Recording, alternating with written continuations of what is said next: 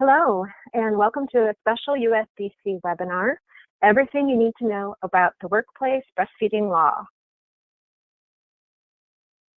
I am Amelia Pismais. I'm the Deputy Director at the United States Breastfeeding Committee, and I'm very glad that you've joined us for this session. We are making webinar history at USBC today with the number of registrants, which certainly speaks highly to the interest in this topic, so we're delighted that you can be with us. Amelia, this is Kinky. If I can interrupt you for a minute, we don't see your screen. Oh, well, thank you very much. Let me fix that. And how about now? Perfect. Great. All right. There we go. So as I said, I'm going to moderate today's call, and today's session is being recorded. So following the webinar, you'll receive an email with links to the recorded materials and the handouts. And then after tomorrow, you can also look them up on the Workplace Support Constellation webpage. This is where we share information on this topic, as well as all the handouts and the recordings related to this call. So you can remember the website address as usbreastfeeding.org, WS for workplace support, .const for Constellation.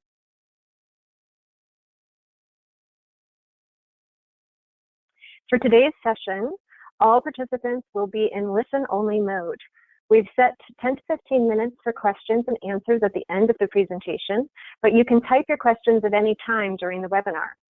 Please note that for today, out of respect for the federal partners that are joining us on this webinar, we will not be addressing advocacy or lobbying questions. Rather, this is an opportunity to look at the technical aspects of implementing this law.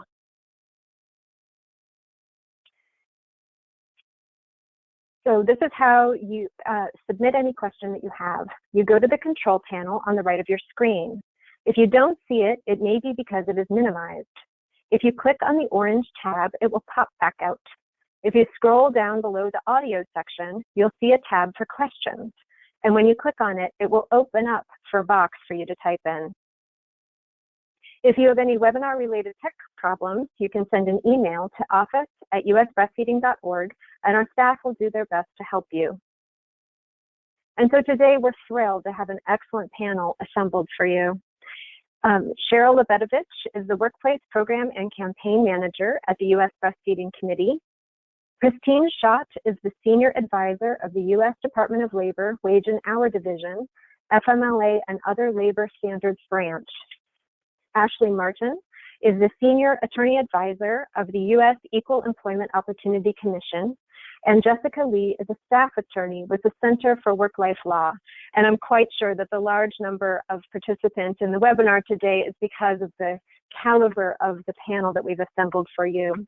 So with that, I'm going to turn it over to Cheryl Lebedevich on the USBC team to help us set the stage for today's conversation.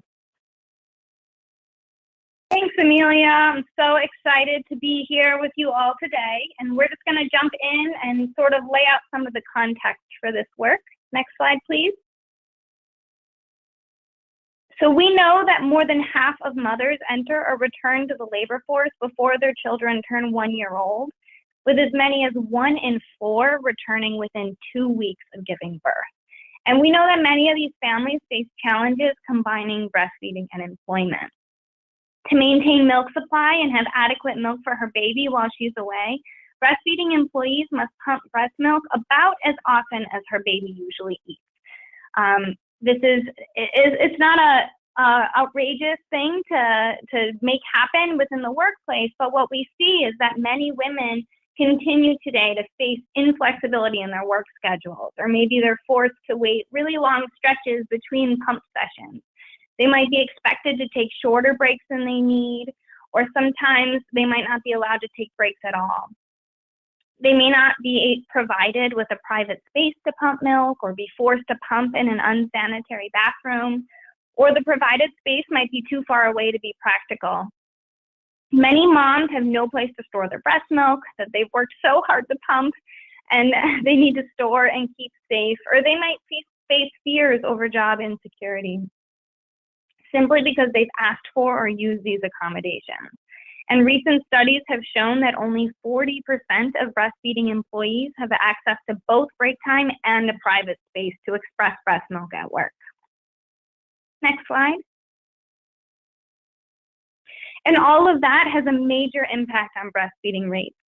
While 4 out of 5 mothers start out breastfeeding, less than half are still nursing at 6 months. And we know that challenges combining breastfeeding and employment contribute to this drop-off. What's more, just as we see disparities in breastfeeding rates, we see disparities in access to workplace support.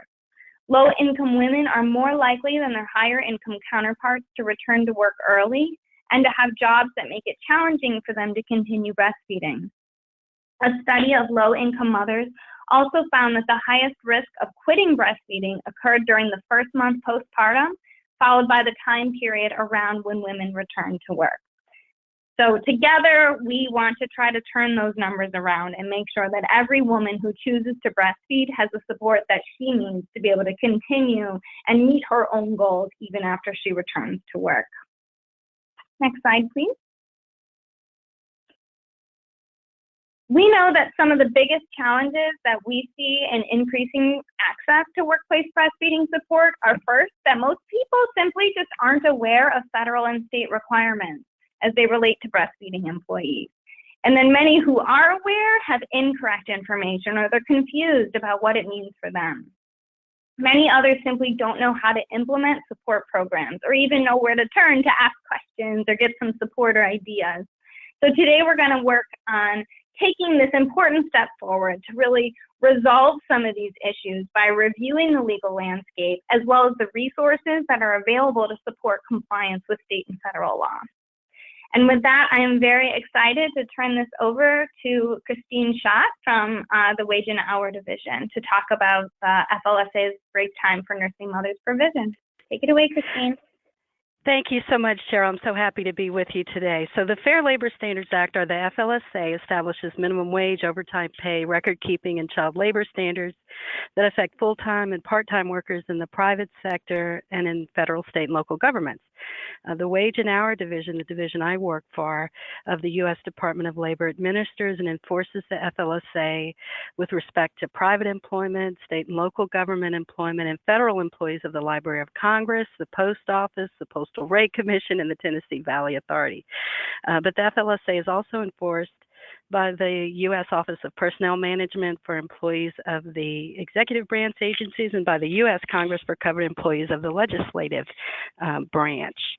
The Section 7 of the FLSA was amended by the Patient Protection and Affordable Care Act in 2010 to provide a break time requirement for nursing mothers.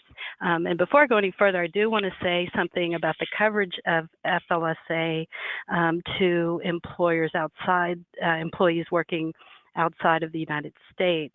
The FLSA and the break time for nursing mothers provisions do not apply to any employee whose services are performed in a workplace within a foreign country. And the FLSA does not apply to employees exclusively employed in foreign countries, even though they may be American citizens and employees of an American employer. FLSA coverage will be asserted, on the other hand, for U.S. and foreign citizens employed at or working out of an establishment or work site that's located in any U.S. state, even though the employer is a foreign citizen. And with that, let's go to the next slide, please. So, Section 7 of the Fair Labor Standards Act, or the FLSA, requires employers to provide reasonable break time for an employee to express breast milk for her nursing child for 1 year after the child's birth, each time the employee has need to express the milk.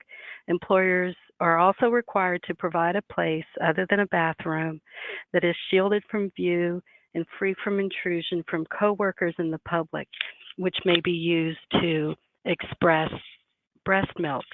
And I want to add another question in here. I've been asked about parents who may work in one state for a business headquartered in another state, and they travel to work to different states. How are the different laws navigated? As far as the Fair Labor Standards Act, the requirement of break time for nursing mothers to express breast milk applies in the same manner, no matter which states the employee is working in. It also does not preempt state laws that provide greater protections to employees. For example, a state law may provide compensated break time or break time for FLSA exempt employees, or break time beyond 1 year of a child's birth that goes beyond what the federal law may require. Next slide, please. There are more than 130 million American workers who are protected or covered by the FLSA, which is enforced by the Wage and Hour Division. FLSA coverage is determined in one of two ways. First, employers who are engaged in a business that generates annual business or sales revenues of at least $500,000 per year are covered. Coverage also applies to certain named enterprises regardless of the business sales. For example, hospitals, schools, government agencies are covered. We call these named enterprises because there's no revenues test.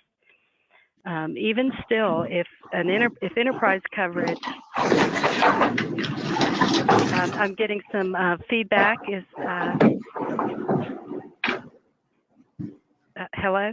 So if enterprise coverage doesn't apply, the FLSA can still extend to individual employees whose work regularly involves them in interstate commerce between the states.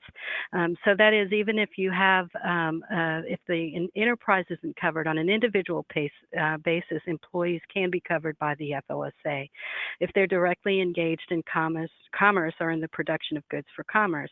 And examples would be an employee making out-of-state phone calls, who's receiving or sending interstate mail, or electronic communications if they're ordering or receiving goods from an out-of-state supplier. Employees who do that regularly are covered in those work weeks that they are doing that work. Only employees who are not exempt from Section 7, which includes the FLSA. So once we're talking about covered, you have a covered employee, or you're working for a covered enterprise. Within that universe, it's only the employees who aren't exempt from Section 7 of the FLSA. And Section 7 of the FLSA includes the overtime pay requirements as well as the break time for nursing mothers requirement. Only those employees who aren't exempt from this section are entitled to breaks to express milk. Next slide, please. The FLSA provides an exemption from both minimum wage and overtime pay for employees employed as bona fide executive, administrative, professional, and outside sales employees. To qualify for the exemption, employees generally must meet certain tests regarding their job duties, and they must be paid on a salary basis at not less than $455 per week. Job titles do not determine the exempt status. It's the duties that determine that status. In order for an exemption to apply, an employee's specific job duties and salary must meet all the requirements of the department's regulations. Teachers are exempt if their primary duty is teaching, tutoring, instructing, or lecturing in the activity of imparting knowledge, and if they are employed and engaged in this activity as a teacher in an educational establishment. The salary and the salary basis requirements do not apply to bona fide teachers. On the other hand, police officers, firefighters, other first responders are typically not exempt. And then additionally, there are FLSA exemptions, exceptions that extend to certain computer employees, employees of certain amusement or recreational establishments, agricultural employees, employees of small newspapers, retail commission sales employees, and certain employees of automobile dealerships. So there are just, this is a complicated area of the law. Both coverage and exemptions can be challenging to interpret. So we always recommend that you reach out to your local wage and hour office for assistance if you have questions about the application of exemptions to an employee. So for covered, next slide. This is the slide, should be compensation for break time. So for covered non-exempt employees, so we're back to employees that are covered by the employers who are covered, employees who are covered by the FLSA, and they're not exempt from overtime. These employers are required to provide a reasonable amount of break time and a space to express milk as frequently as needed by the nursing mother for up to 1 year following the birth of the employee's child. The frequency of the breaks needed to express milk, as well as the duration of each break, will likely vary. Now, the employee has the entitlement to take as much time as needed. They're entitled to take leave when they need to express milk, and they're entitled to take, in the length of that break, the entitlement is for as long as they need to express the milk, to set up and complete their whatever is needed. They have the entitlement to. Now, some employers provide regular breaks to employees. Traditionally, that's a 15-minute break twice in an 8-hour shift. If employers are regularly are already providing those breaks, and an employee wants to utilize that time as part of their nursing mother break, they may. Employers, though, are not required under the FLSA to compensate nursing mothers for breaks taken. If you have a short break that's part of the work hour and the time is already compensated, the employee who uses that break time must be compensated in the same way that another employee would be.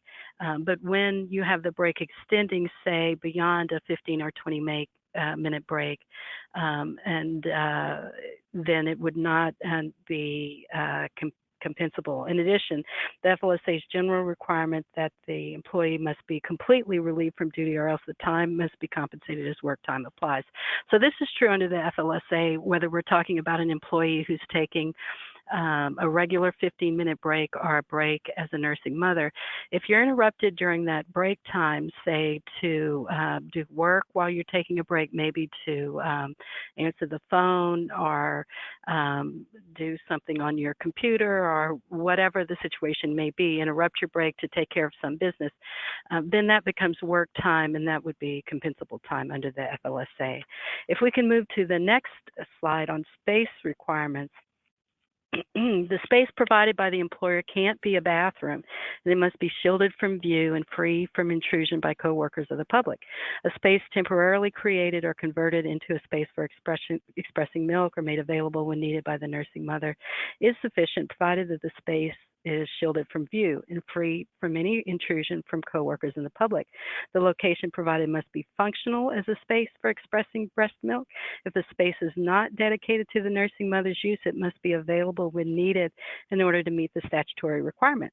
Of course, employers may choose to create a permanent dedicated space if they determine that is the best way to meet their obligations under the law. Next slide. Now, all employees covered by the FLSA, regardless of their size, if they're covered by the FLSA, the employer is required to comply with the break time for nursing mothers provision of the FLSA. That said, employers with fewer than 50 employees are not subject to the break time requirement if compliance with the provision would impose an undue hardship. Whether compliance would be an undue hardship is determined by looking at the difficulty or the expense of compliance for a specific employer in comparison to the size, financial resources, nature, and structure of the employer's business. And when we're looking at 50 employees, all employers who work for the covered employer, regardless of the work site, are counted. So, for example, if you have an employer who owns 2 restaurants and operates 2 restaurants, you would count the employees at both establishments of the enterprise to determine whether they have 50 employees or fewer. Consistent with the definition of employee, any individual employed by an employer must be counted, including full-time employees, part-time employees, and any other individuals who meet the FLSA definition of employee. So you'd have all employees of the enterprise, and you'd have everyone who is employed by that employer before there was a potential for an employer to claim the undue hardship defense. And even then, if there are fewer than 50 employees, the test is going to be whether there is difficulty and expense to comply, and how that compares to the financial resources and the structure of the employer's business. Next slide, please. Section 15A3, another section of the FLSA, states that it is a violation for any person to discharge or in any other manner discriminate against an employee because the employee has filed a complaint or caused to be instituted a proceeding under the FLSA. Employees are protected regardless of whether a complaint is made orally or in writing. So complaints made to the Wage and Hour Division are protected, but most courts have also ruled that internal complaints to an employer are also protected. And any employee who is discharged or in any other manner discriminated against because, for example, they filed a complaint or cooperated in an investigation may file a retaliation complaint, and they may do that with the Wage and Hour Division or with or through a private cause of action. And in doing so, they can seek appropriate remedies that include but aren't limited to employment, reinstatement, lost wages, and an additional equal amount as liquidated damages. Next slide. And I think I apologize if I've lost track of the next slides. We should be on the last enforcement slide. For more information about the break time for nursing mothers, please call the Wage and Hour Division's toll-free number, which is 1-866-4-US-WAGE. That's 1-866-487-9243, 1-866-4-US-WAGE. Information is also available on the internet at www.wagehour.dol.gov. And with that, I'd like to turn it over to Ashley to talk about Title VII of the Civil Rights Act. Thank you so much. Good afternoon, everyone. My name is Ashley Martin. I am a Senior Attorney Advisor in the Office of Legal Counsel at EEOC. And this afternoon, I'm going to give a brief overview of Title VII and the Pregnancy Discrimination Act.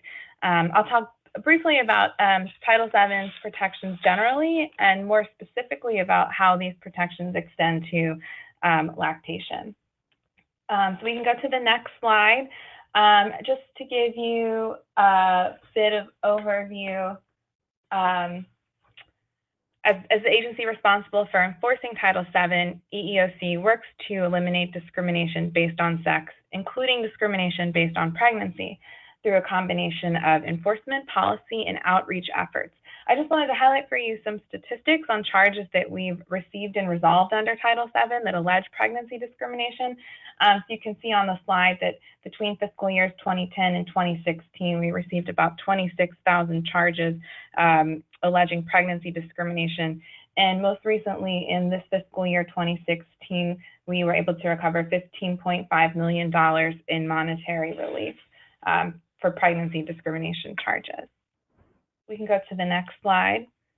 So Title VII prohibits, among other things, employment discrimination based on sex. In order to make clear that Title VII's prohibition of sex discrimination included pregnancy discrimination, Congress passed the Pregnancy Discrimination Act of 1978, which amended Title VII. I also want to note here before we jump into Title VII's protections that Title VII, and therefore the Pregnancy Discrimination Act, covers employers with 15 or more employees. So this includes federal, state, and local government employers as well. Next slide. So we'll walk through the specific requirements of the Pregnancy Discrimination Act, but it's important to keep in mind two of the basic requirements.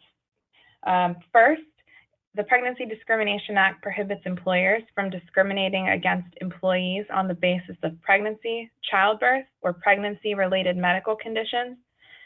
Second, the Pregnancy Discrimination Act requires employers to treat women affected by pregnancy, childbirth, and related medical conditions in the same manner that it treats other job applicants or employees who are similar in their ability to work. Next slide. The PDA covers all aspects of pregnancy and all aspects of employment. It prohibits employers from discriminating against applicants, employees, and former employees on the basis of pregnancy, childbirth, or related medical conditions. An employer cannot fire, refuse to hire, demote, harass, or take any other adverse action against an employee if pregnancy, childbirth, or a related medical condition was a motivating factor in the adverse employment action. We have a few examples here on this slide of instances where pregnancy discrimination occurred in various stages of employment. One example we have listed here in EEOC versus Noodles Asian Bistro, the restaurant agreed to pay $25,000 to settle a discrimination lawsuit brought by the commission after the restaurant fired 2 servers because they were pregnant. I also want to take a minute here to talk about harassment as well. This is an adverse employment action that may sometimes arise with discrimination claims involving lactation. Under Title VII, it is unlawful to harass a woman because of pregnancy, childbirth, or a related medical condition.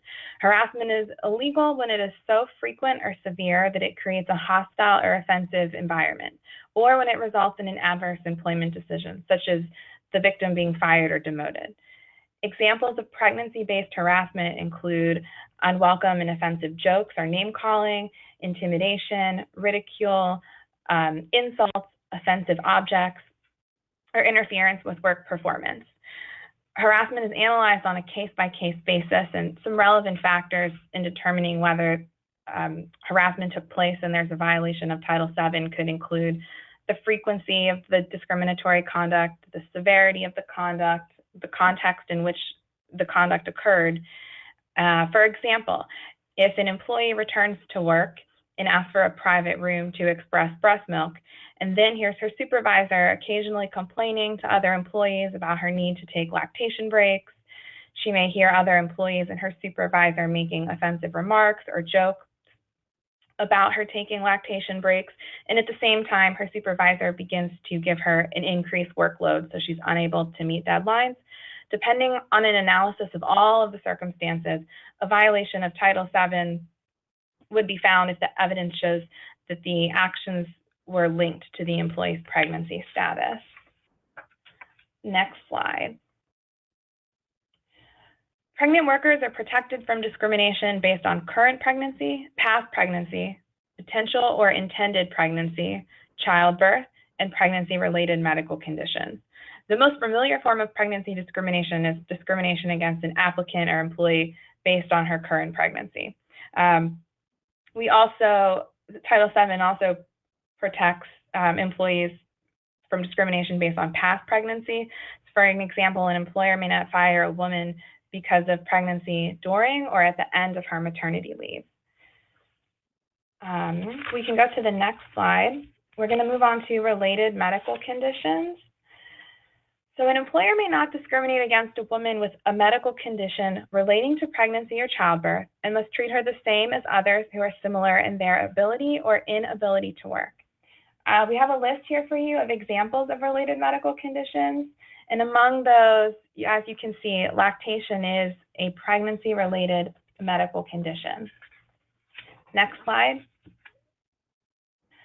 There are various circumstances in which discrimination against a female employee who is lactating or breastfeeding can implicate Title VII. Because lactation is a pregnancy-related medical condition, less favorable treatment of a lactating employee may raise an inference of unlawful discrimination. For example, a manager's statement that an employee was demoted because of her breastfeeding schedule would raise an inference that the demotion was unlawfully based on the pregnancy-related medical condition of lactation. An employee who is lactating must be able to address lactation-related needs to the same extent as she and her coworkers are able to address other similarly limiting medical conditions. If, for example, an employer allows employees to change their schedules or to use sick leave for routine doctor's appointments, the employer must allow female employees to change their schedules or use sick leave for lactation-related needs as well. And our third point on this slide states that because only women lactate, a practice that singles out lactation or breastfeeding for less favorable treatment affects only women and is therefore facially sex-based. It would violate, for example, Title VII for an employer to freely permit employees to use break time for personal reasons, except to express breast milk. Next slide. I just here highlight an important case, EEOC versus Houston funding, that addresses lactation and pregnancy discrimination. This just gives us an example of a fact pattern where pregnancy discrimination based on lactation was found. So in this case, an employee claimed she was fired after giving birth and after calling her employer to inquire as to whether she would be able to pump breast milk in the back room when she returned to work. She was fired, the EEOC sued, alleging the employer engaged in sex discrimination. And what's important to note here is that the Fifth Circuit concluded that lactation is a physiological condition distinct to women who have undergone pregnancy, and therefore firing a woman because she is lactating or expressing breast milk is unlawful sex discrimination under Title VII. We can go to the next slide, please. So the Pregnancy Discrimination Act also addresses equal access to benefits. Title VII requires employers to treat an employee who is temporarily unable to perform the functions of her job because of her pregnancy-related condition in the same manner as it treats other employees similar in their ability or inability to work, whether by providing modified tasks, light duty, or fringe benefits such as disability leave and leave without pay. I will briefly address the requirements to provide equal access to light duty, leave, and health insurance. Next slide. First, we'll talk about light duty. Unless there is a non-discriminatory reason or business justification for doing otherwise, an employer must provide pregnant workers with the same access to light duty assignments that it provides to non-pregnant workers with other temporary medical conditions that similarly limit their ability to work. An employer that provides light duty to other employees cannot justify denying it to a pregnant worker just because it would be more expensive or less convenient to do so. And I believe later we have a hypo in the presentation where we'll have the opportunity to discuss light duty and pregnancy-related discrimination involving lactation some more. We can go to the next slide. So now we'll discuss leave. Employers must treat employees on leave because of pregnancy-related conditions the same as employees who are on leave for other reasons. And I have a list here of things that an employer may not do under the Pregnancy Discrimination Act. So an employer may not single out an employee's pregnancy-related condition for medical clearance procedures that are not required of employees who are similar in their ability or inability to work. An employer may not remove a pregnant employee from her job because of pregnancy as long as she is able to perform her job. An employer may not place increased restrictions on pregnancy-related medical leave. Here, for example, an employer couldn't fire a pregnant employee for being absent if her absence fell within the provisions of the employer's sick leave policy. And finally, an employer must allow an employee to return to work following recovery from a pregnancy-related condition to the same extent that employees on sick leave and disability leave for other reasons are allowed to return. And finally, health insurance. The Pregnancy Discrimination Act requires that employers who offer health insurance include coverage of pregnancy, childbirth, and related medical conditions. And it requires that employers provide the same terms and conditions for pregnancy-related benefits as it provides for benefits relating to other medical conditions. So for example, if the medical benefits are subject to a deductible, pregnancy-related medical costs cannot be subject to a higher deductible. And finally, on our last slide, I've listed some helpful resource documents that discuss pregnancy discrimination and lactation and some of the things that I've touched on today in more detail. And you can access these documents through EEOC.gov. And with that, I'm going to turn the presentation over to Jessica Lee. Thank you. Thank all of you for being here today.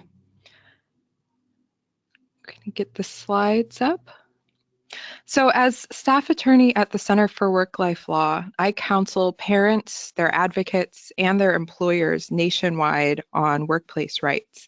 And it was really my pleasure to work with the USBC on the state guides that are about to be released. Cheryl will tell you more about that next. My goal today is to give you all the background you need on some of these state laws to really put those state guides to good use. So I will be offering a brief overview of the various types of state laws and how they intersect with federal laws. Next. So the majority of states actually have some law that relates to breastfeeding at work. Because there are so many, it's a good problem. I can't go over all of them, but I will talk a bit about the types that we tend to see. We can largely put these laws into one of four categories. The first one is a general anti-discrimination laws. Those are often similar to Title VII that we just talked about. Next, we have Pregnant Workers Fairness Acts, which go a bit further than those anti-discrimination laws by including a standalone right to accommodations. Next, we have time and space laws, which typically sort of mirror the federal break time for nursing mothers provision that we talked about earlier that requires space and time for pumping.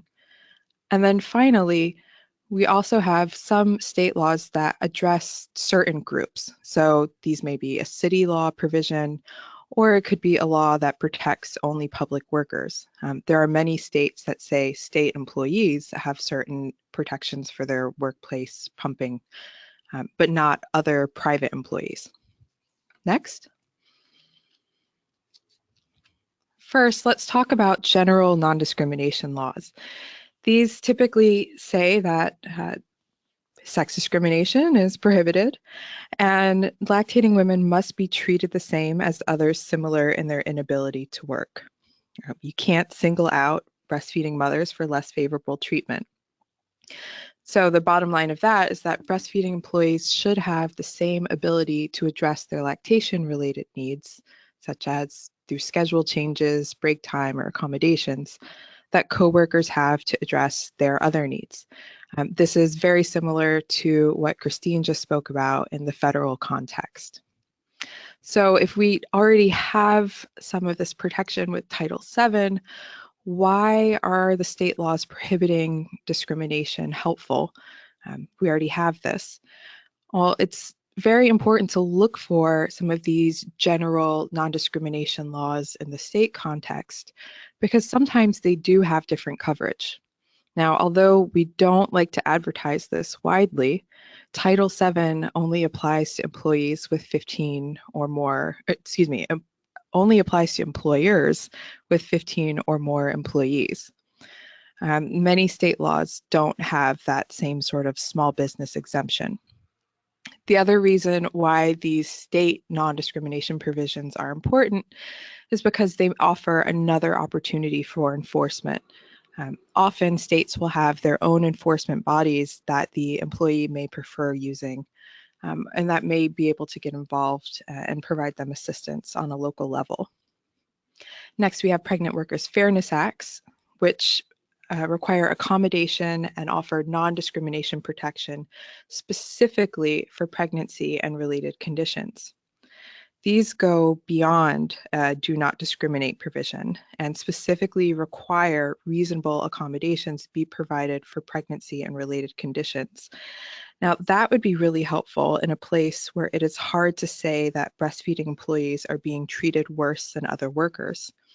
If you can't find a comparator in that workplace, Pregnant Workers Fairness Acts are especially helpful for moms who have unique situations that fall short of disabilities.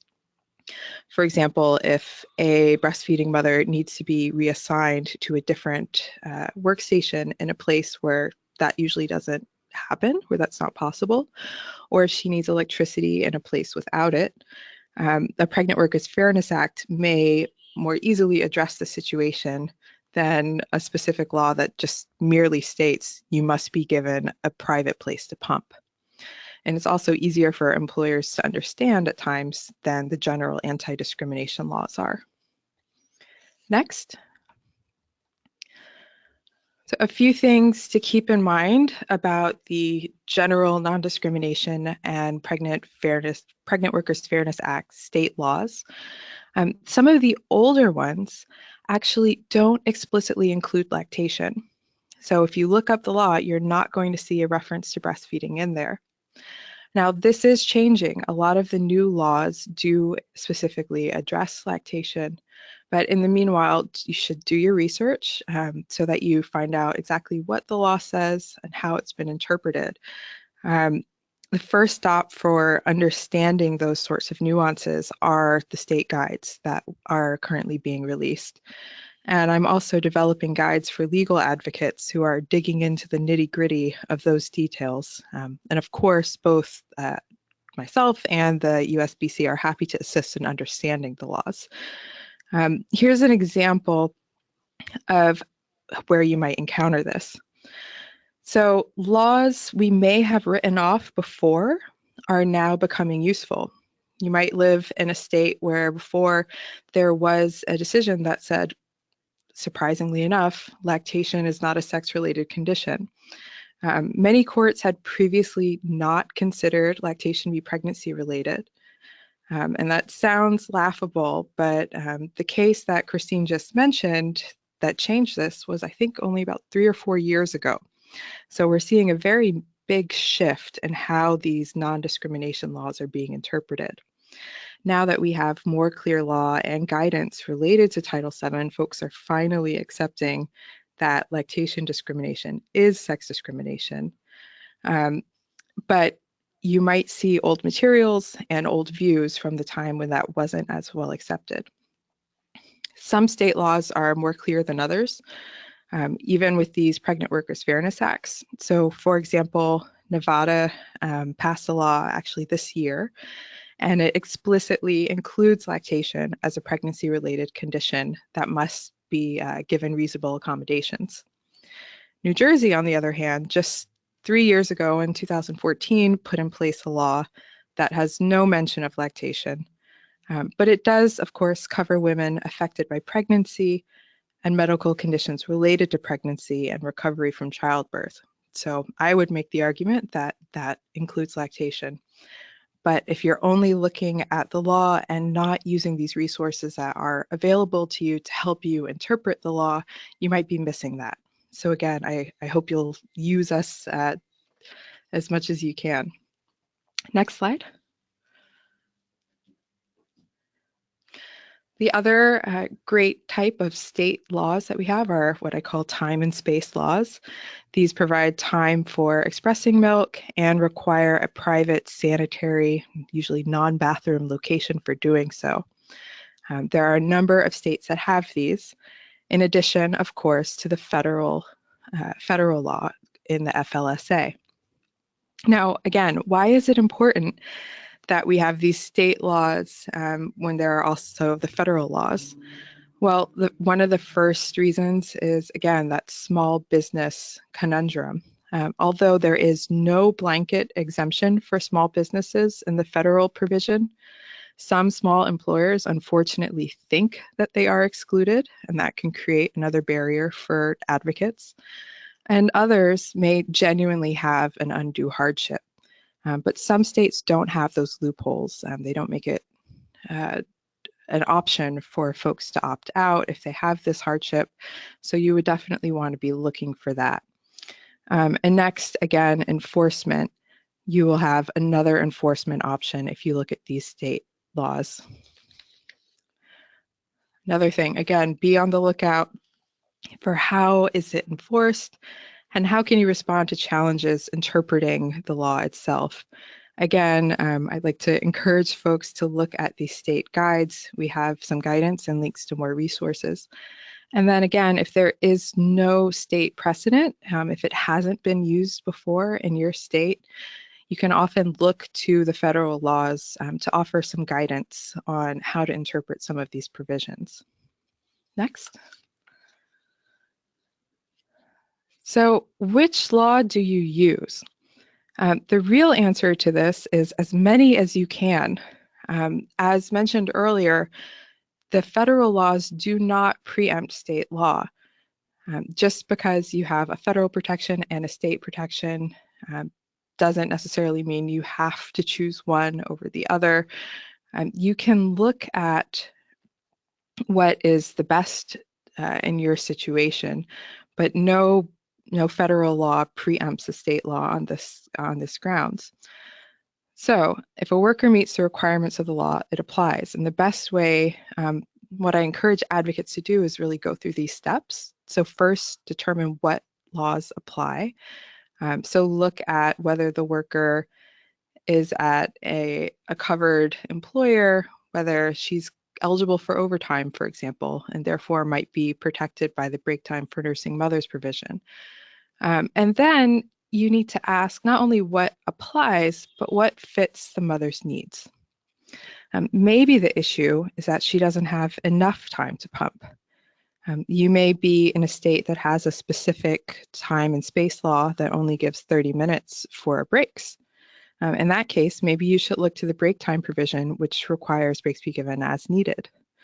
Or maybe she needs a special assignment or accommodation. In that case, a break time provision might not be enough. Instead, you would need to look at non-discrimination law or Pregnant Workers Fairness Act for that. So again, looking at what law is going to best fit the mother's needs. And then I always encourage folks, look at whatever offers the strongest level of protection. That's what you should be using in your advocacy. And of course, if several apply, you don't need to choose one, but it's often great to go to an employer very well versed in one and set that in front of them. And I always like to encourage folks to remember that clarity and enforceability is your best ticket for success. Next slide. So if you're in a meeting with an employer, put your best foot forward. Think about which law is the easiest for the employer to understand. You don't want to go in offering something that requires a lot of interpretation if there's another option available to you. Always look for whether there's a law or provision specific to that employee. And then next, you want to pay attention to who you will go to for help. What is the next step if the process does not go as you'd like? You want to be thinking basically a step ahead and try to find the law that is going to provide the easiest path for you moving forward. So again, know your enforcement options before you negotiate. And if one has clear enforcement help and another doesn't, you should try to use the one with teeth. And we'll go over some more key questions for advocates in the practical application section. But if all of these laws are overwhelming for you, this is, I think, a helpful way to think about them as you're moving into negotiations or advising nursing mothers. Next. Again, you don't need to pick just one. All of these may be available to you. Use all of the tools available. And finally, next slide. For more information, we are here to assist you. We actually have a hotline that is specifically for nursing mothers, for employees with these issues. We also counsel those who are advocates, attorneys for nursing women, and as well as employers who have questions about the law. If all of this is a bit overwhelming and you need help sorting out what laws apply to your state, feel free to give us a call or an email. Thank you. Next, we're going to hear from Cheryl Lebetovich, who is the Workplace Program and Campaign Manager at the USBC, who's going to be talking all about those state law guides I kept referencing. Hi, everyone. Thank you so much, Jessica. That was great. It was really helpful. I do know that all of this sounds like a lot, and it is. There are a lot of nuances to all of the this mismatch of different legislation on the federal and state and territorial level. So I promise it's going to get easier because you are not on your own. And we're going to share now about some of the key resources that are available to support compliance with all of these laws. And as Jessica said, we're here and we're ready to offer support however we can. So don't hesitate to contact us. I initially came to this work because I was a breastfeeding student and employee, and I had a really difficult time trying to figure out how to continue providing my son with the milk that he needed to survive while still earning the money that I needed to keep a roof over our heads and the education, of course, that would carry our future. And because of that experience, I know that it's not enough to just be aware of the laws that are surrounding you or your business. People need to know how to make it happen and where they can turn for support when they need it. Many national partners have come together into what we call the Workplace Support Constellation, and we're planning to develop a collaborative education campaign. So we want to let employers know about the accommodations they are required to provide and to inform breastfeeding families about the legal protections that they are entitled to. But first, we need to have the infrastructure in place to support families and businesses really when and how they need it. And so that's why all of you here are so critical for building this landscape of breastfeeding support for working families. You guys are on the front lines. You're fielding questions, providing resources to people who are in a moment of need. When you need breastfeeding support, you need it yesterday. And so kudos to all of you for everything that you do and offer to support breastfeeding families. It matters a lot. And we want to make sure that that process is as easy as possible. So with this webinar, we're really hoping to help you build your metaphorical toolbox so that you really do have everything you need to offer information and support, or refer individuals to someone who can. It's also important to note that, again, this is only the beginning of the conversation. We want to continue to work with all of you and with other partners in your state or in your town. And we want to continue making sure that support organizations have what they need, families have what they need, attorneys have what they need, agencies, everyone, so that we're all prepared and really able to really turn this landscape around and help both moms and businesses. Next slide.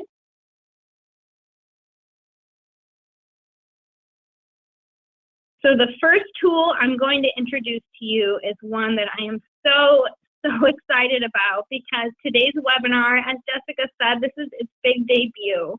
So I am thrilled to present to you all a compilation of guides to the rights of breastfeeding employees in states and territories, all of the relevant legislation that we were able to unearth with the help of Jessica and other content experts in the field, so that we could really kind of get down to what does this mean.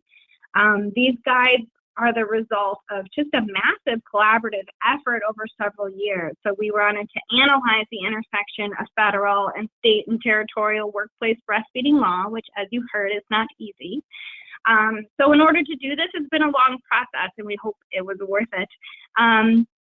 We started by working with the U.S. Department of Labor Wage and Hour Division and the U.S. Equal Employment Opportunity Commission to look at if and how each law addressed each of 22 different components that we identified as relevant for this work.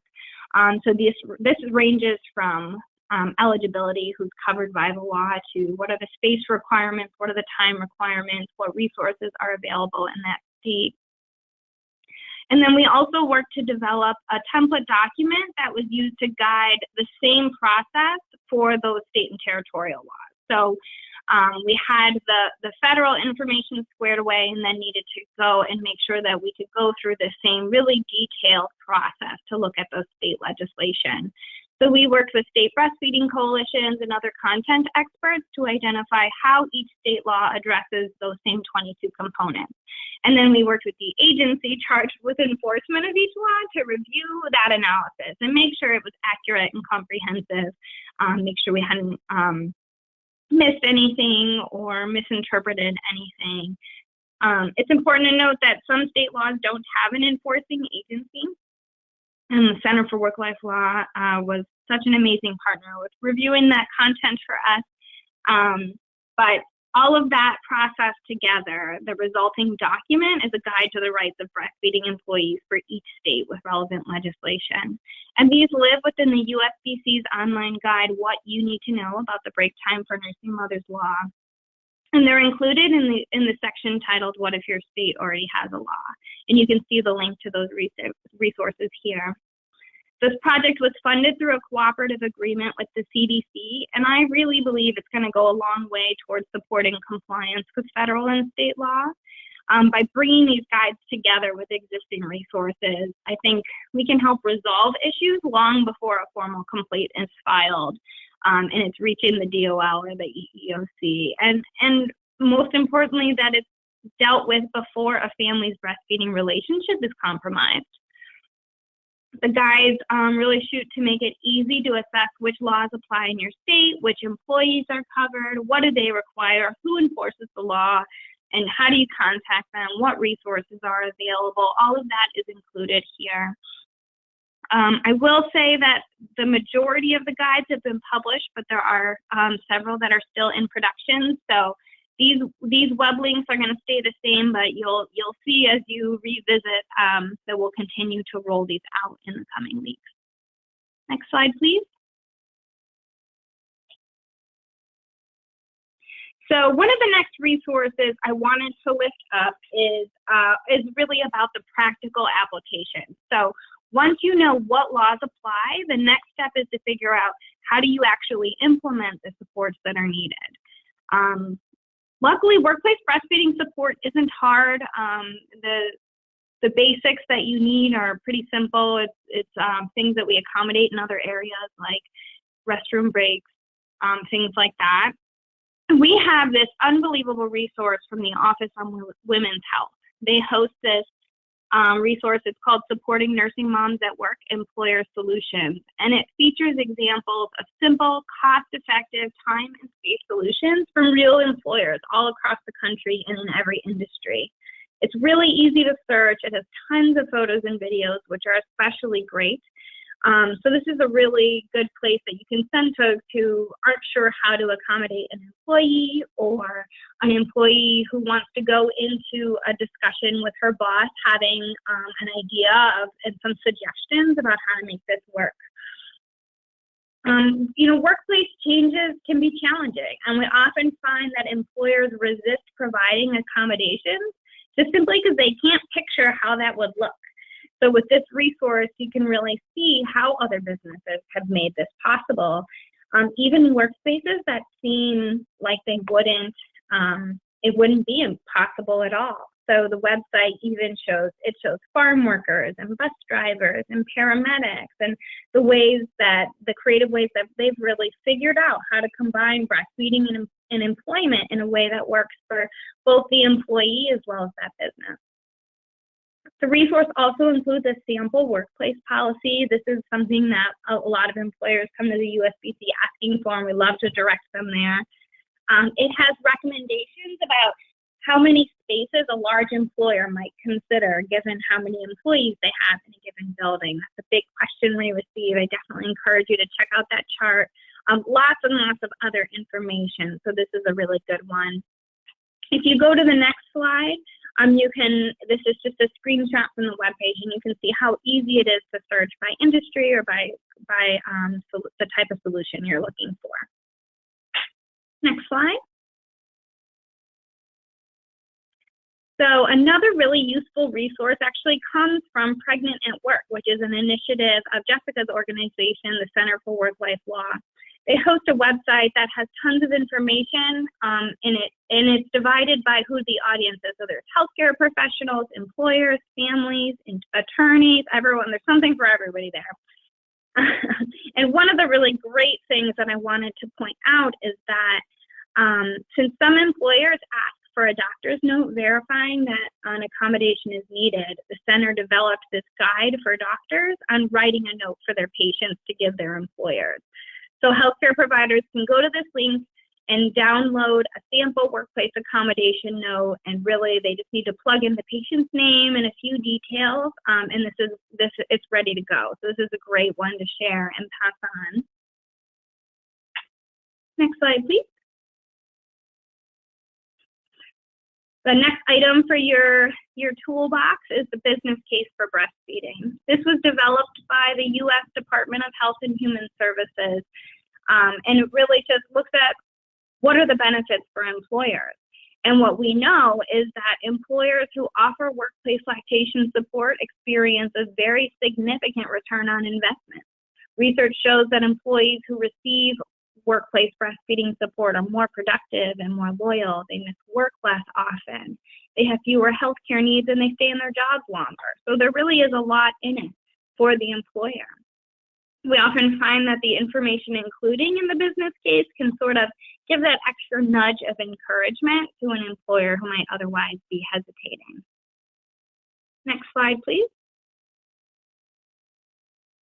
So next up is this resource. It comes from the W.K. Kellogg Foundation, and it's called the First Food Message Guide, First Food as in breast milk. So this resource, it outlines the key messages that will lead to a cultural shift in which breastfeeding becomes the norm. So they focus on supporting discussions that look at the systems of support for breastfeeding rather than individual decisions. Because especially in the workplace, we know you can choose to breastfeed, but if you don't have the time and space to pump during the workday, that choice is not necessarily one that's accessible to you any longer. So we want to really look at what are the key messages that can help both employees and employers and the people that are around them to really build that landscape of support. And as you can see on the slide, the messages emphasize that complying with the law and maintaining an employee's privacy and dignity is simple, it's cost effective, there are lots of flexible, creative ways to do it, and that providing that support is really, really important for families. We've heard through this project and through our ongoing work around workplace issues that the strongest framing oftentimes for various audiences, but especially employers, is let us help you make this work for everyone. And we've seen a lot of success there. I encourage you to follow this link to the March Power Tools webinar where the Kellogg Foundation spoke themselves about this resource. Next slide, please.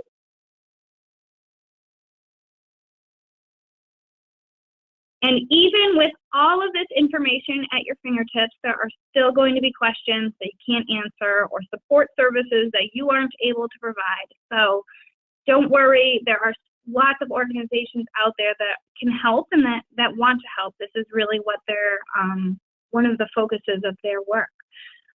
So in order to kind of support that process, the USBC developed this resource and referral guide for breastfeeding employees and their employers. The document outlines key groups working in this area and the specific types of support that they provide, as well as information on how to contact them. The document really aims to make it easier for organizations like you all who are fielding questions from employers and employees or healthcare providers who are getting questions to appropriately refer those individuals to the most appropriate source of support. So whether it's an employer who's seeking information on legal requirements or technical assistance to implement a program, or if it's an employee who wants to file a formal complaint or take legal action, this resource is going to help you figure out what's the best place to send them in this particular situation. Next slide, please. You can also take this a step further by joining the Workplace Support Learning Community. So this learning community is a place to connect with others interested in workplace support for breastfeeding families. You can share information and resources, ask questions, surface opportunities for collaborative action. If you have a burning idea about how to fix all of the problems we face, this is the place to share it. If you're interested in joining, you will have to log into the USBC website. So if you don't already have a profile, creating one is actually as simple as entering your name and your email address. And then you click on this link shown here and click this Join Community on the right-hand side, and you'll be able to post to the discussion forums and get all the latest news and actions right to your email.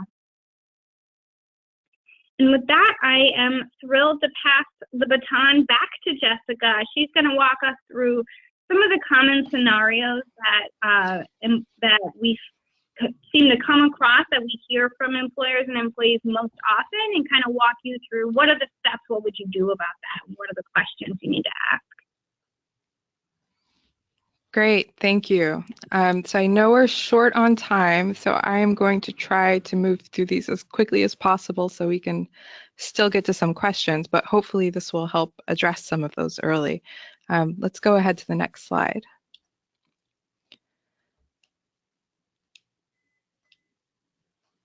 So when you're looking at advising a nursing mother who's meeting a challenge breastfeeding at work, here are some key strategies to apply to understand the legal context and to get your advocacy started on the right foot.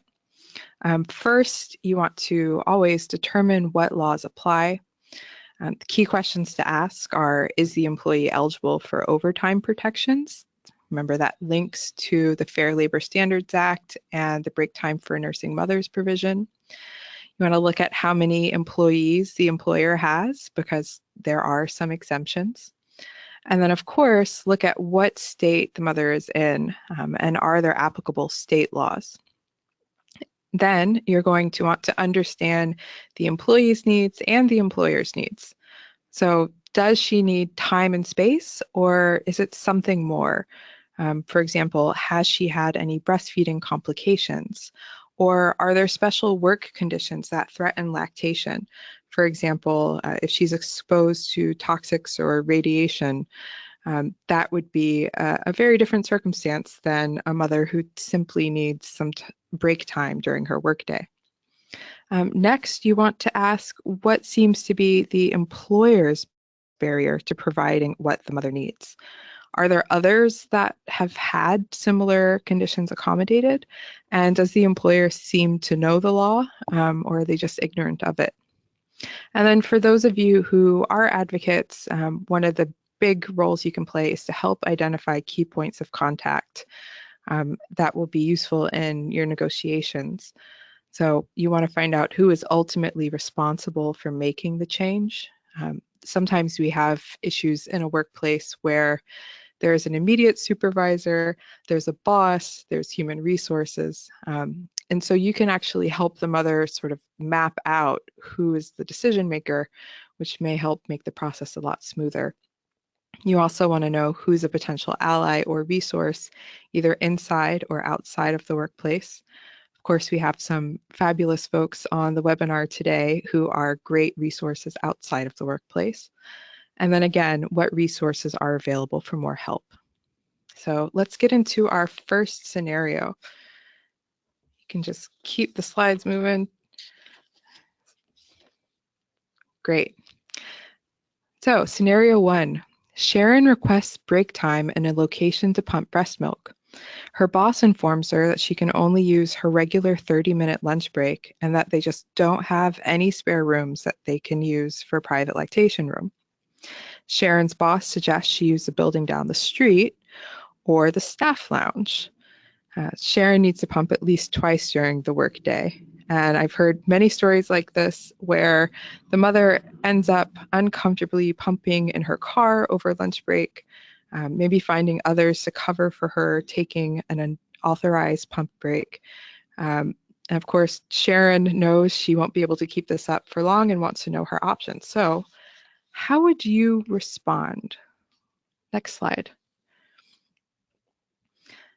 So again, you want to walk through these steps and ask those questions. So determine what laws apply, what sort of workplace is she in, how is she classified as a worker, what are her needs and her employer's needs. And with the next slide, here is why that conversation and familiarity of the specifics of the law is important. In your discussion with Sharon, you learn that she's a public school teacher. Also, she knows that some of her colleagues have been able to arrange break time for addressing other medical needs during the workday. So this should send up some big red flags for you all. From that information, you know that Sharon is likely not covered by the break time for nursing mothers provision of the FLSA. And that's because, as mentioned earlier, educators are exempted from it.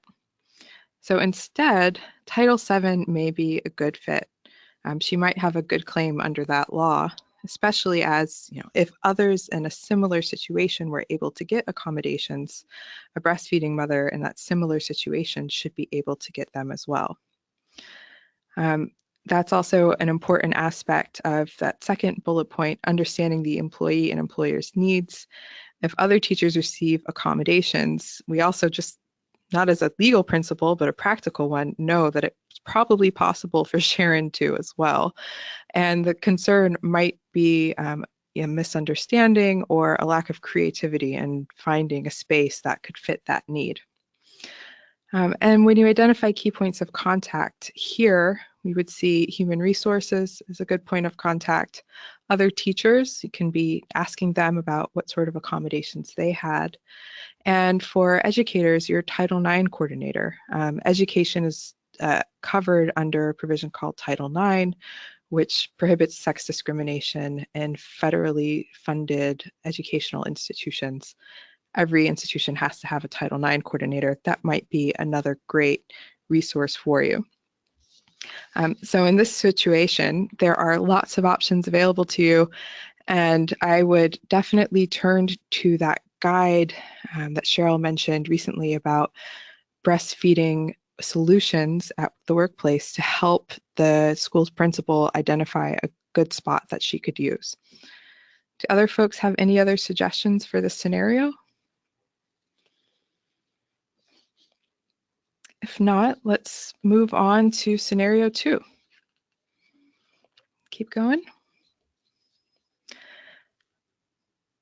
So after returning to work, Lisa, a police officer, realizes that she needs to be reassigned to desk duty while she's pumping breast milk so that she can take breaks to pump as needed, and so that she doesn't have to wear a tight bulletproof vest, which she worries will hurt her milk production. While on patrol, all of the officers have to wear these vests and are unable to take breaks. How do you respond? Next. So looking at the laws for this one, it seems that Title VII may be a good fit. She needs not just a break time and space, but a specific workplace accommodation. There may also be state law or public employee protections, because again, this is a public worker. Next, we also want to raise this issue about other employees. Are there others that are allowed to have desk duty? That might clue you in both to the legal principles under Title VII, finding that comparator, but also a practical way to address this issue. And then finally, on the key points of contact, because of the milk supply concern that she raised, I would encourage Lisa to seek the opinion of her physician. And again, thank you, as Cheryl noted, we do have guidelines for doctors who are considering writing notes for their patients on lactation accommodations. Next. So continued, Lisa spoke with her doctor, who wrote her a note stating her medical opinion that wearing the vest could impede milk production and cause infection. But when Lisa submitted the doctor's note and asked for desk duty, she was denied. Her employer, however, did provide desk duty accommodations to other officers on a temporary basis and those who were injured on the job. So again, these big red flags should be going up. She is being treated differently from other workers who need accommodations, as we can see by other folks having the availability of getting assigned desk duty. And they denied the accommodation recommended by her doctor. So at first would recommend we ensure that the employer knows the standard. So share with them resources on Title VII. And then next, it may be that the employee is in a position where she may have to choose between breastfeeding and her job. This is often where we see cases like this escalating once you have this firm denial. And if you see that, that's definitely a point at which I'd encourage non-legal advocates out there to bring in legal assistance. And in this case, this is actually a real life scenario, and that is what happened. She did end up losing this job. The employer didn't budge on the accommodation of providing desk duty, but thankfully a jury did find for the employee. This was definitely discrimination. Scenario 3. Jennifer is ready to return to work following maternity leave and asks her supervisor whether it might be possible for her to use a breast pump in the back room to pump milk when she returns. Her supervisor relays the request to Human Resources, which states no, and that perhaps the employee should stay home longer. Now, how do you respond? In the interest of time, let's assume you've checked through these boxes. You've identified the laws that protect her, key points of contact, potential comparators.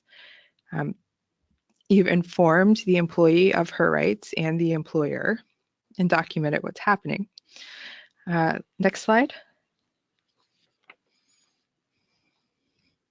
Unfortunately, you've not been able to help Jennifer reach a resolution with her employer, and she hasn't been able to return to work because she won't have a space to pump.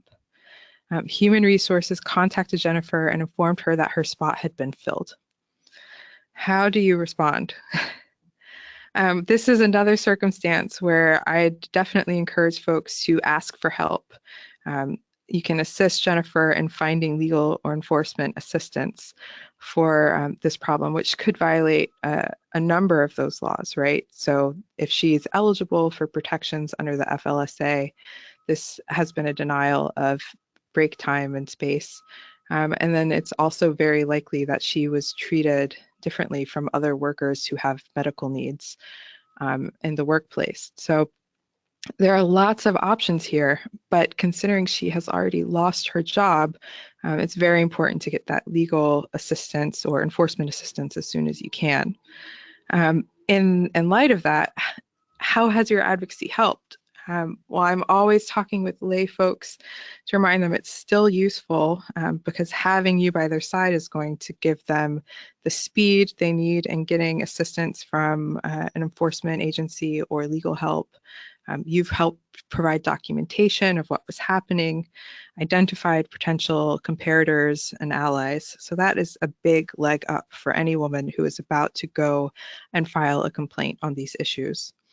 And I do also think for advocates, it's important to flag that in the real life example of this case, the boss argued that she abandoned her job because she didn't come back without these accommodations. That's something I'd definitely be on the lookout for. But thankfully, in this case, the woman did prevail in the courts. And this is that big case that was mentioned earlier, EEOC versus Houston Funding. Anything to add on this? Oh, that was great. This is Christine. I just add on that last one, just as a mention, Wage and Hour also enforces the Family and Medical Leave Act. So with situations related to leave where an employee is not being reinstated, there may be, that would also be, that would be our area of enforcement. So you can reach out to Wage and Hour to help employees with assistance in their leave situations. Thank you. Great. Scenario 4.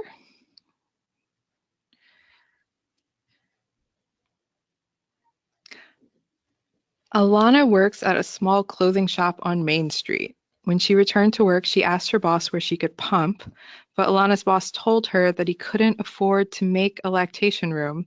She's welcome to use her regular lunch and 15-minute breaks to pump in her car or in the bathroom, something we hear very often. Alana mentioned she thought there was a law requiring space and break time as needed, but her boss replied, "That doesn't apply because we're a small business." How do you respond? Next. Well, first of all, the break time for nursing mothers provision of the FLSA may be a good fit even for this small employer. As we heard earlier, there isn't a small business exemption that applies outright. It just may be that for some small businesses, it poses an undue hardship. We should never assume that that hardship is there without actually digging in and making them have to justify it. So let's say that break time for nursing mothers is a good fit. There may also be state law protections. So again, go down your checklist and make sure you're looking for those. For this instance, in understanding the employee and employer's needs, it seems that the employer may simply need education. And they also may need creative solutions on space and time. So I would definitely refer them to that guide that's provided, Workplace Solutions. There are examples of retail establishments that have found ways to accommodate their workers. It could be in a back office or a changing room. There are lots of options available. And as an advocate, you may be able to save this employee from having to go a legal route by providing some of those creative options. One other thing that I have seen some businesses do is actually form an alliance with some others. If you're in a business district and nobody seems to have enough space to make it work, if it's a very, very close proximity, you may be able to pool your resources and have one space, or workers may be able to fill in for each other depending on the sort of circumstance you're in. So again, break time for nursing mothers might be a good fit for this worker, as she seems like she may be an hourly worker.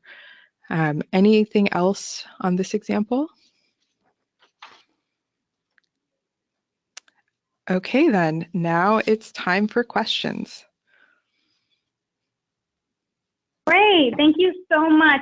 Christine and Ashley, I'm wondering, I know we only have a few minutes left. Are you able to stay on a few extra minutes to burn through some of these questions? Absolutely. Yep. Okay. Good, thank you. And if we don't get to your question today, reach out to us. We're available, like we said. Feel free to contact us, or we'll try to address some of these. Many of these are actually included in the resources that we lifted up as well.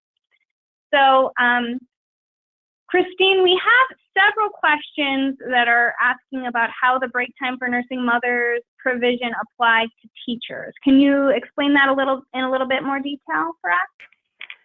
Okay, well, when it comes to the exemptions from the Fair Labor Standards Act, I definitely would encourage you to reach out to your local wage and hour office, because there's just a lot of different exemptions that can come up, and applying that is really our area of expertise. That said, with teachers, teachers fall under the professional exemption, the overtime exemption, and the nursing mothers provision is in Section 7 of the Fair Labor Standards Act, and Section 7 is the part of the Fair Labor Standards Act that requires overtime. And that, I don't have an explanation for that. That's how it came about in the Healthcare Act in the ACA. It amended Section 7. So as a result, anybody who is exempt from Section 7's requirements is exempt from both the overtime requirements and the nursing mothers break time requirements of the Fair Labor Standards Act. And teachers fall squarely, for the most part, in under the Section 7 exemption as professionals. And one of the additional uniqueness with the teachers is that the salary test that comes up for other white collar in other what we call white collar exemptions, for teachers there's no salary basis test. So if you've got a teacher, secondary, elementary school teacher, they're more than likely going to be exempt from overtime and from the nursing break time for nursing mothers law. And if you visit our website, we actually have a fact sheet. We have some good fact sheets about the overtime exemptions, and one that talks specifically about instructional employees. Thanks. So our next question, I think, is for Ashley. Can you speak to the availability of a disparate impact theory under Title VII in the context of lactation? So the example they provided was, how does the disparate impact provision apply to workplace environments that effectively do not permit women to pump breast milk, even in the absence of evidence that the employer provides similar accommodations to other employees? I can repeat that if needed. Yeah, can you do that for me? Thank you. Sure. So they're asking what is the availability of a disparate impact theory under Title VII? So an example being, if they it's a workplace environment that does not permit women to pump, even if they don't provide similar accommodations, how would you go about trying to seek a disparate impact? And this is a question from Galen, so I can also unmute her and see if she wants to add more. Sure. I mean, Title VII is violated if there's a facially neutral policy that has a disproportionate adverse impact on women affected by pregnancy or a related medical condition, which, as we said, lactation is considered a related medical condition. So unless for some reason the employer can show that the policy is job related and consistent with business necessity, and beyond that, I mean, sorry to ask you again, but Cheryl, the specific facts in the question asked were what? Sure. So it was, if the workplace environment does not permit women to pump, but they don't provide similar accommodations to other employees. And Galen, you're unmuted if you want to expand, or we can also just connect you both offline if that's easier. Yeah, hi, it's Galen Sherwin with the ACLU. Yeah, and I was just interested in hearing your take on this because it does come up in cases where we don't have evidence of good comparators or disparate treatment because the employer doesn't provide accommodations to anyone. And so, that has been litigated in the context of pregnancy accommodations somewhat, right, although still not robustly. And in the context of lactation, so far not at all. So I'm just interested in hearing your thoughts on the availability of a disparate impact theory for lactation-related failure to accommodate claims. Yeah, so Galen, maybe we can, I can get your contact information and get back to you offline with some more specific information. Okay, sure. Sure, and I can do that offline after the webinar. So our next question is, I think, for Christine, asking how common is it for small businesses to successfully prove undue hardship? Well, I don't have any specific numbers in that. I can tell you that, and we don't, as far as our enforcement programs and the FLSA generally, it's of course a smaller number of our FLSA investigations compared to minimum wage and overtime and child labor. It's a far smaller number of cases that involve the break time for nursing mothers provisions. That said, it does come up every now and then that there is a question about whether the undue hardship defense is available. And what we found in the investigations that we have done, in some cases, there's a misunderstanding in the counting of the employees. So there might, in fact, be 50 employees, but the employer may only be looking at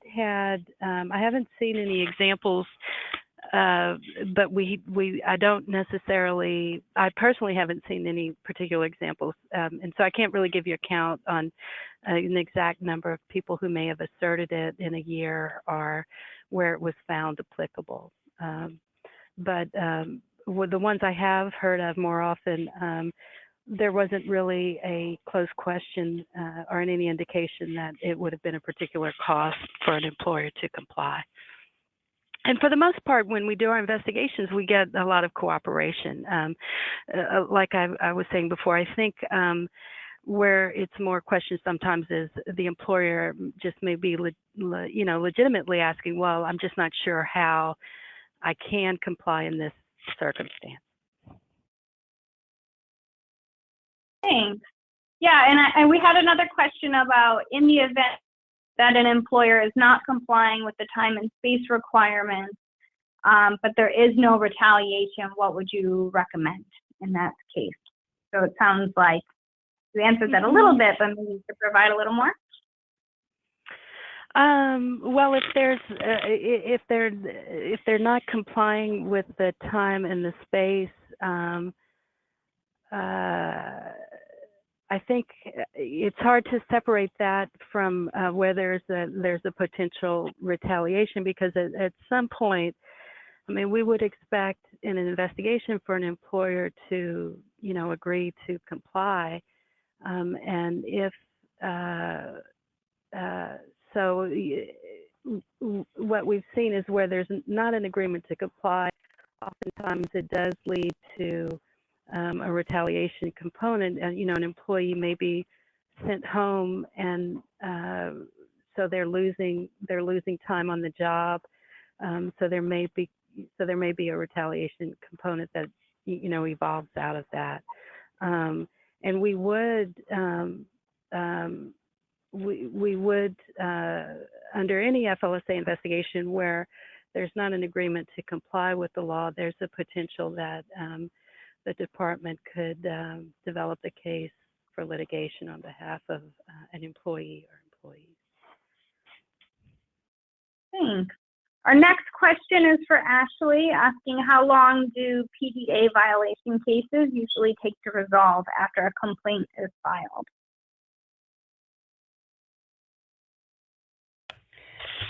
Hi, this is Ashley. I guess I can't give a specific time frame. What you would do is go to your local EEOC office. You'd meet with an intake coordinator or investigator, rather, discuss your discrimination complaint, and then you don't have to wait for EEOC to finish its investigation before you can get a notice of right to sue from the commission. And at that point, you could take your discrimination complaint to court on your own. But I'm unable to give a specific time frame as to how long it would take. This is Jessica.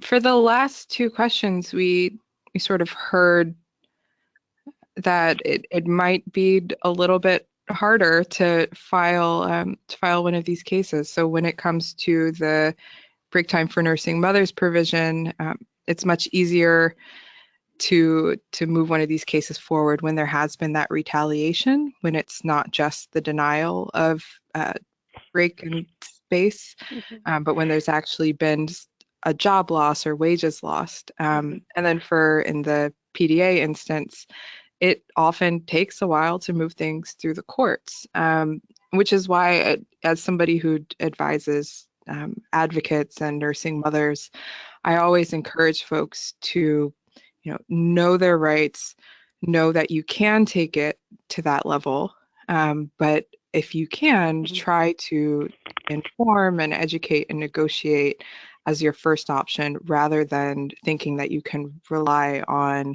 a legal complaint as your first option, because it is challenging, especially for a lot of the mothers who are going through this, are most vulnerable workers who don't have an office with a door that locks, for example. They may be hourly workers who really can't afford to lose those wages. So I'd encourage folks to know these options, but don't necessarily think that they're the easy first jump when you have one of these problems.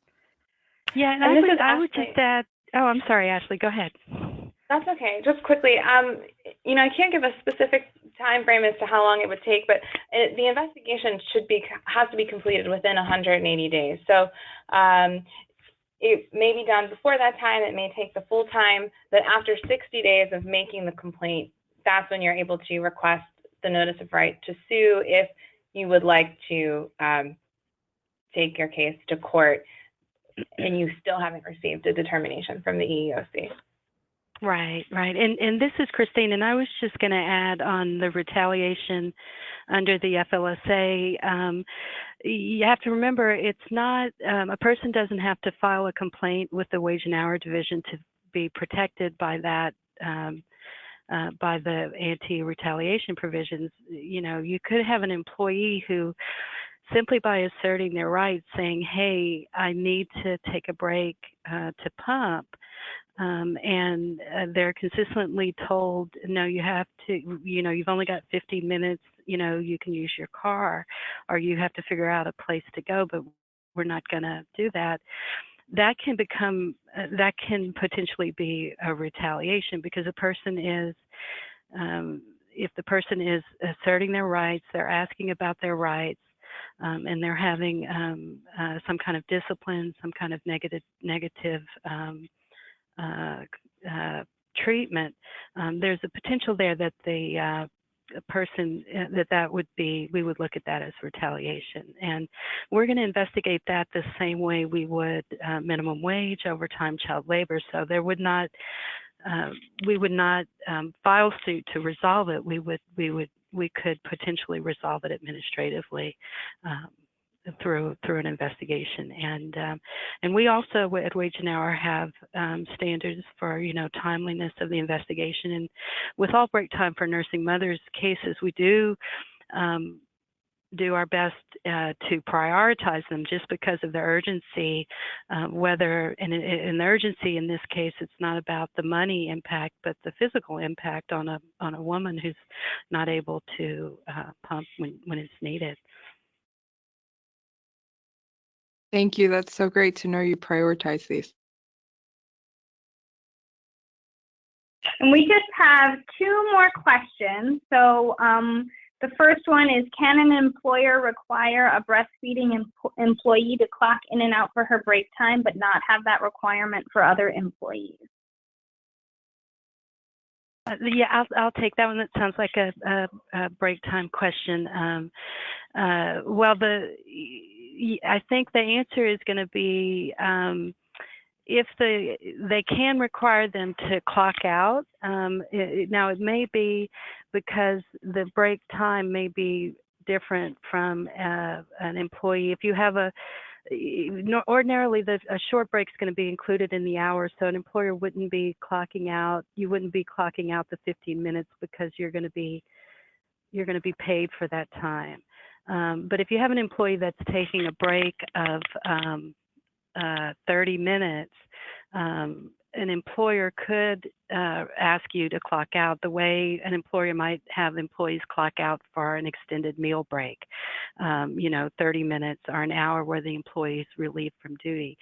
So the question about other employees treated differently, I think if the issue is you've got different nursing mothers and some are being asked to clock out for some reason and some aren't, that might be something. But I think the break time for the nursing mothers is in a lot of cases going to be distinct from the regular short break that the employee takes.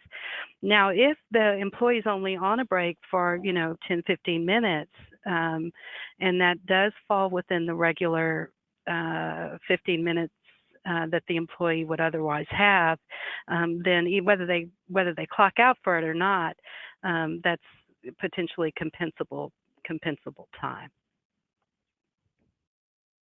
Thank you. And then our final question, I think, is for you as well, Christine. Is just asking for how the Department of Labor would define private space.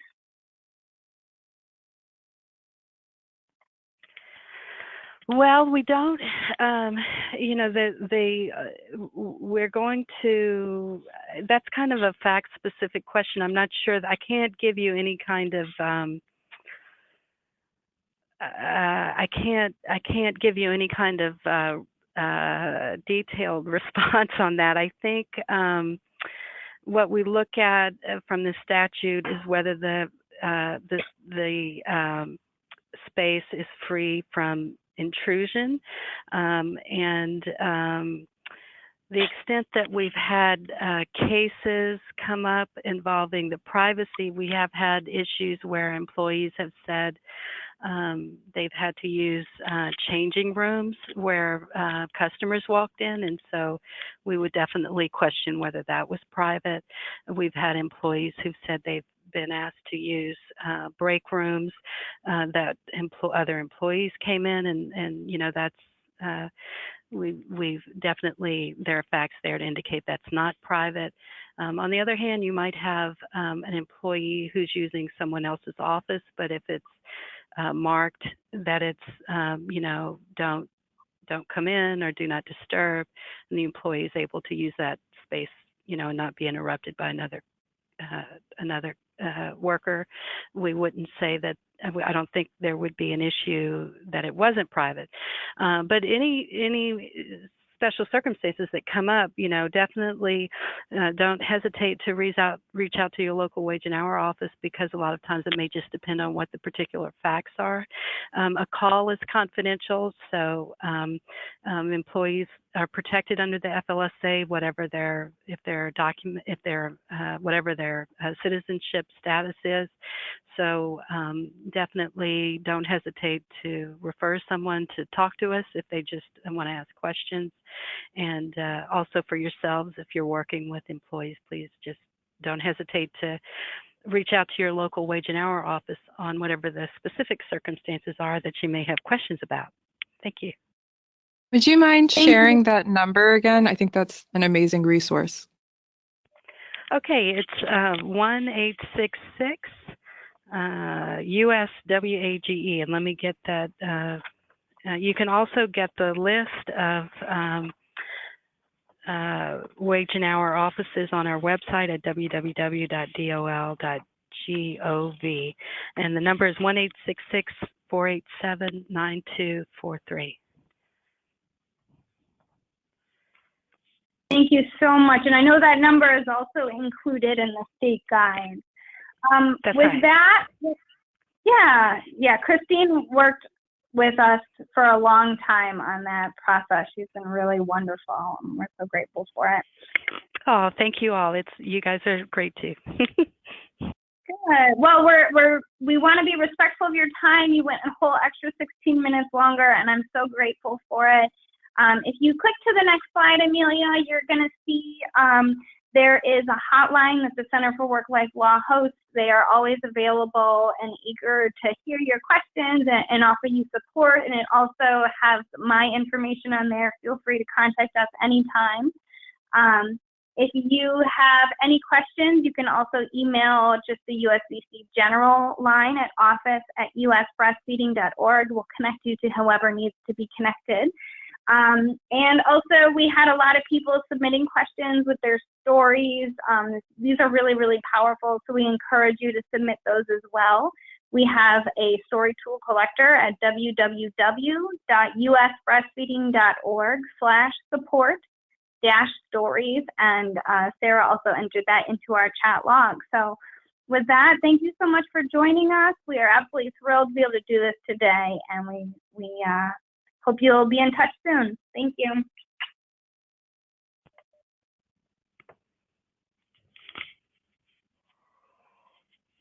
And thank you to our speakers again. Have a great day, everyone.